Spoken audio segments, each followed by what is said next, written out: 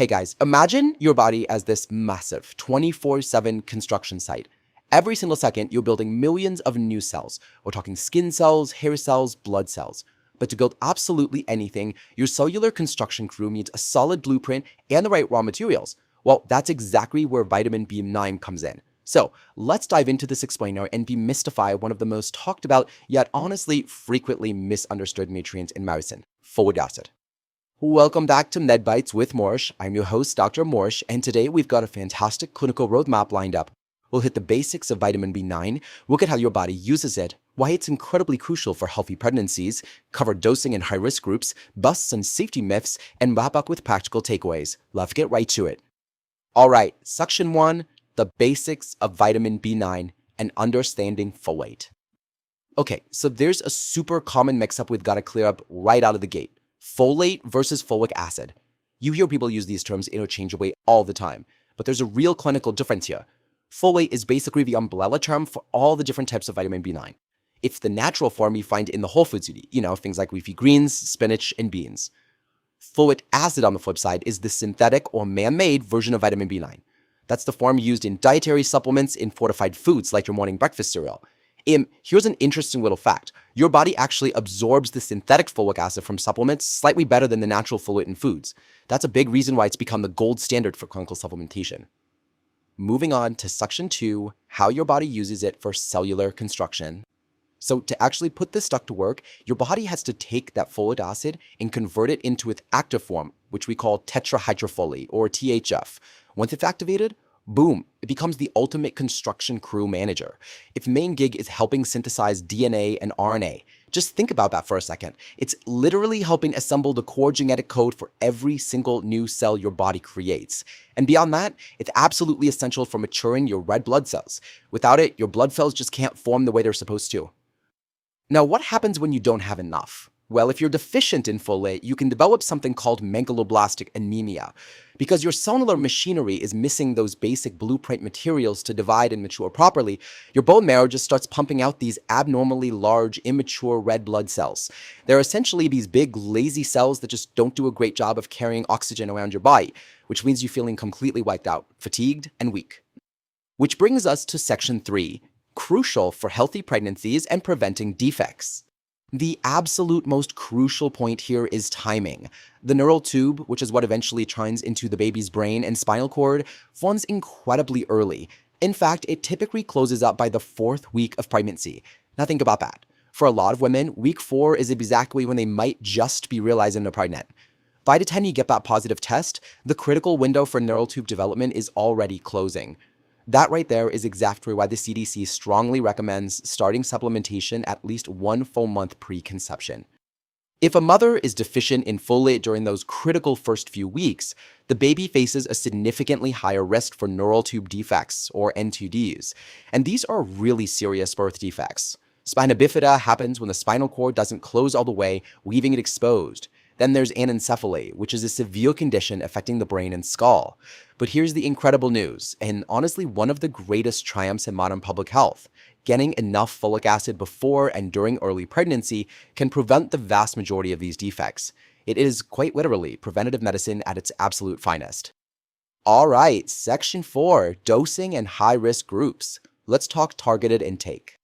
400 micrograms, that is the magic number. The CDC, the U.S. Preventative Services Task Force, basically every major medical body agrees all adult women capable of becoming pregnant should be getting 400 micrograms of folic acid every single day. And frankly, for most adults in general, 400 micrograms is a great standard daily target to just keep that cellular construction crew running smoothly.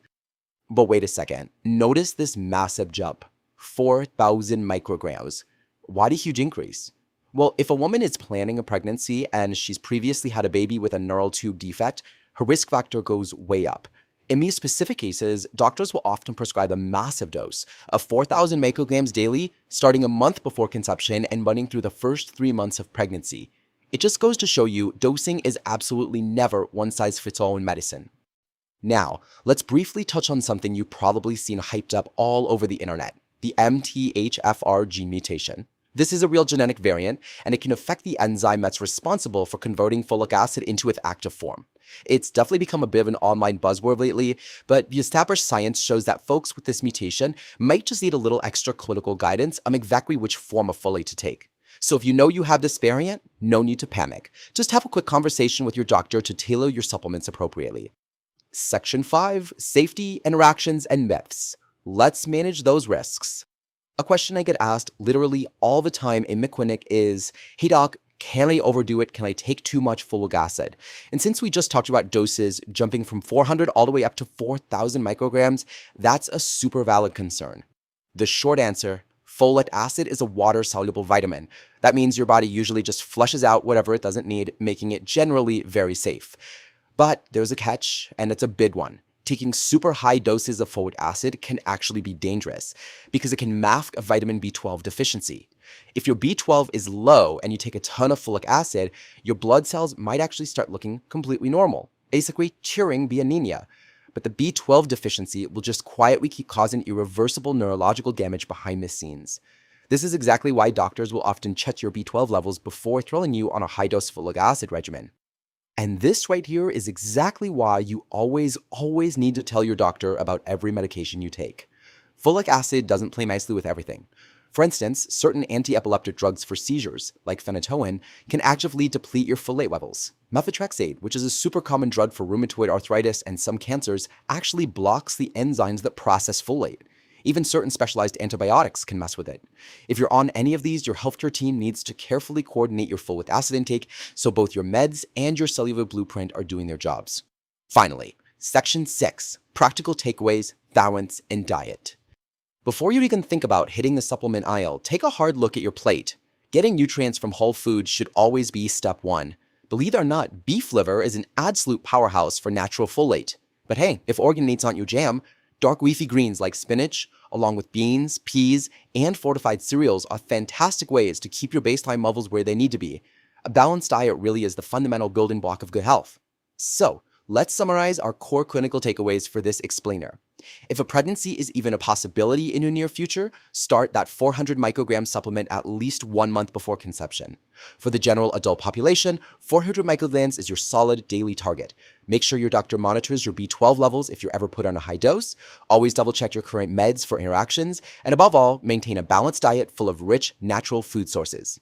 Here's what I really want to leave you with today. Folic acid is an absolute rock star. It's an essential nutrient that prevents devastating birth defects and keeps your blood and DNA totally healthy. But especially when we talk about pregnancy, it's not a solo act.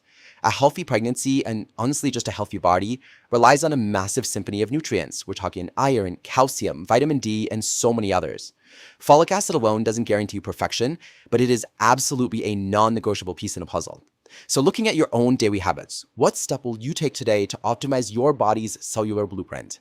Thanks for hanging out with me on MedBites with Morsh. Stay curious, stay healthy, and I'll catch you guys in the next explainer.